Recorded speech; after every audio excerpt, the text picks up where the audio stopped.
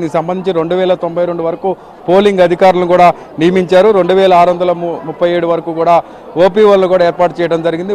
ముందస్తుగా అధికారులు అందరూ కూడా సన్నద్ధమై అన్ని రకాల ఏర్పాట్లు చేయడంతో పోలింగ్ అయితే అన్ని రకాల ఏర్పాట్లు ఉండడంతో ప్రశాంతంగా అయితే కంటిన్యూ అవుతుంది. అలాగే ఖమ్మం జిల్లాకు సంబంధించి 318 క్రిటికల్ పోలింగ్ కేంద్రాలను కూడా పోలీసులు అక్కడ ఆ ప్రాంతాలను గుర్తించారు. ఆ ప్రాంతాల్లో పూర్తి స్థాయిలో భారీ భద్రత కూడా ఏర్పాటు చేశారు.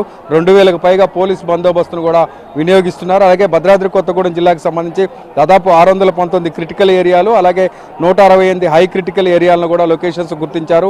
183 మావోయిస్టు ప్రభావిత ప్రాంతాలను గుర్తించి పూర్తి స్థాయిలో అయితే రక్షణ ఇస్తున్నారు. ఓటర్లందరూ కూడా తమ ఓటు హక్కును వినియోగించుకుంటూ వచ్చే వాళ్ళకి ఎటువంటి ఇబ్బంది తలెత్తకుండా పూర్తి స్థాయిలో రక్షణ అయితే ఇస్తున్నారు.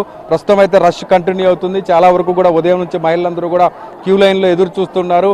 పెద్ద ఎత్తున మహిళలందరూ కూడా ఓటర్ కోసం బారులు తీరారు. చాలా వరకు కూడా ఎలక్షన్స్కి సంబంధించి ఎక్కువ ఈ గ్రామ పంచాయతీ ఎన్నికల మీద పూర్తి స్థాయిలో గ్రామీణ ప్రాంతాల్లో ఉన్నటువంటి అభ్యర్థులు కావచ్చు, అలాగే పార్టీల మద్దతులు ఉండడంతో ఎక్కువ మొత్తంలో కూడా అవగాహన కల్పించడంతో ఓటర్లందరూ కూడా బారులు తీరారు. పూర్తి స్థాయిలో 2 విడతల్లో సక్సెస్ ఏ విధంగా అయ్యాలో అధికారులు 3వ విడత కూడా పూర్తి స్థాయిలో ఏర్పాట్లు చేయడంతో సక్సెస్ అవుతామని ధీమా కూడా వ్యక్తం చేస్తున్నారు.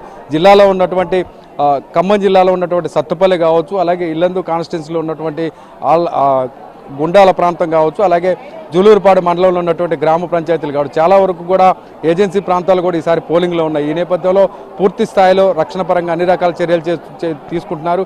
ఎటువంటి అవాంఛనీయ సంఘటనలు జరగకుండా పూర్తి స్థాయిలో అయితే భద్రత నడుమ పోలింగ్ అయితే ప్రశాంతంగా జరుగుతుంది. జోష్న.